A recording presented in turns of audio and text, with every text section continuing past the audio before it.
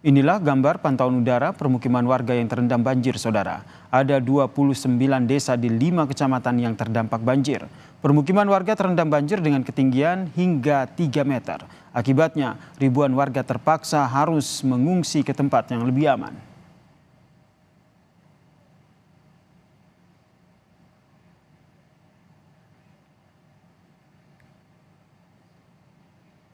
Tanggul Sungai Wulan yang memisahkan Kabupaten Kudus dan Kabupaten Demak kembali jebol akibat tidak mampu menahan debit air yang tinggi.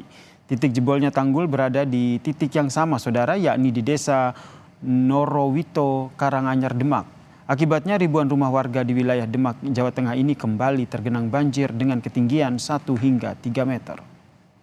Selain itu, saudara, banjir juga kembali memutus jalan Pantura Kudus Demak maupun sebaliknya karena ketinggian air di jalan lebih dari 1 meter.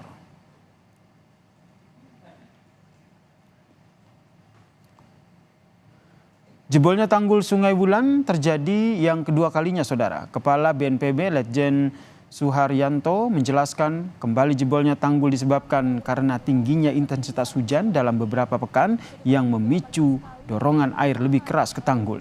Akibatnya, saudara, sekitar 22.000 warga terdampak kini diungsikan ke 45 titik berbeda. Kepala BNPB juga menyebut penutupan tanggul yang jebol sudah dilakukan dan ditargetkan, saudara, akan rampung dalam 5 hari. Kan sudah tertutup itu ya, ternyata mungkin karena dorongan airnya lebih keras, hujan juga beberapa minggu kemudian datanya lebih ekstrim sehingga jebol lagi di titik yang sama. Ini sekarang sudah beberapa hari ini ditutup, janjinya dari BBWS itu 5 hari sudah ketutup. Dan saudara, hingga Senin malam banjir masih merendam permukiman warga di 31 desa yang berada di 5 kecamatan di Kudus, Jawa Tengah. Ketinggian banjir masih bervariasi berkisar antara 1 hingga 2 meter. Ribuan warga terdampak kini mengungsi ke tempat yang aman. Meski demikian, terdapat beberapa warga yang masih memilih bertahan di rumah mereka.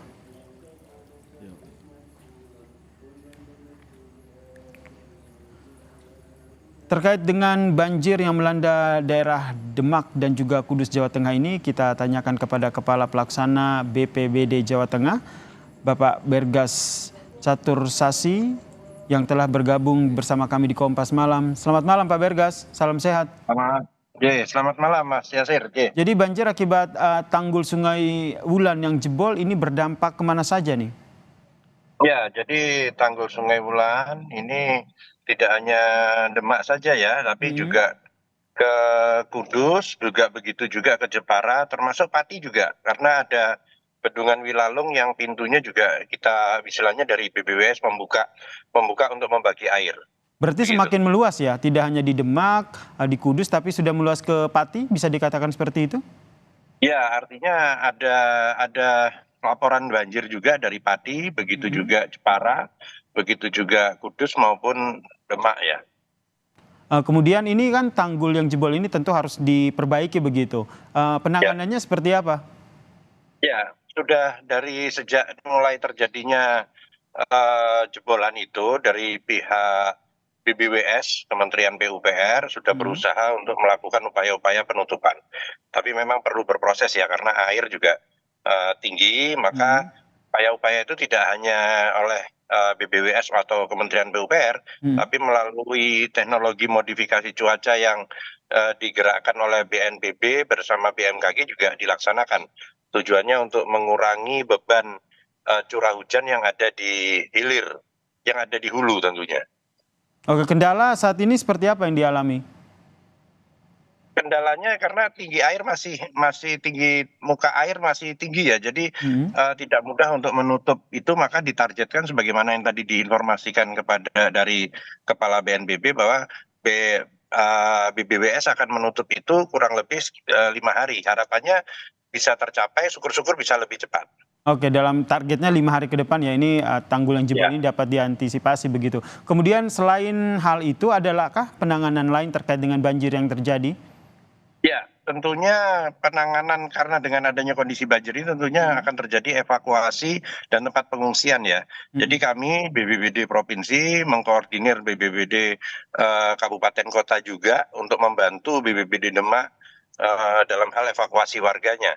Begitu juga dari yang tempat-tempat yang kemarin sempat terjadi banjir seperti Kudus, kemudian Pati maupun Jepara. Jadi pertama adalah menyelamatkan warga untuk ditempatkan di tempat pengungsian.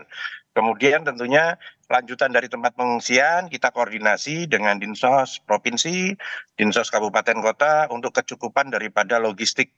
Nah, ini alhamdulillah semua bisa berjalan dengan baik karena support dari pusat juga cepat juga, baik dari Kemensos, Kementerian PUPR maupun BNPB untuk menyelesaikan kejadian-kejadian yang ada di Jawa Tengah khususnya. Untuk warga yang memilih masih bertahan di rumah mereka, penanganannya seperti apa? Ya, kita tetap menyiapkan dapur umum ya, dapur umum yang sudah disiapkan dari Dinsos Kemensos, itu nanti akan disuplai oleh rekan-rekan relawan, baik relawan dari BPBD maupun dari Tagana sendiri, untuk mensuplai ke rumah warga yang masih bertahan. Tapi kita harapkan sih memang mereka menuju kepada tempat pengungsian terpusat yang sudah disiapkan. Baik, terlebih saat ini ada beberapa korban juga tengah melaksanakan ibadah puasa begitu ya. Terima kasih Kepala Pelaksana BPBD Jawa Tengah Bapak Bregas Catur Sasi telah bergabung bersama kami di Kompas Malam. Salam sehat Pak Bergas. Selamat sehat.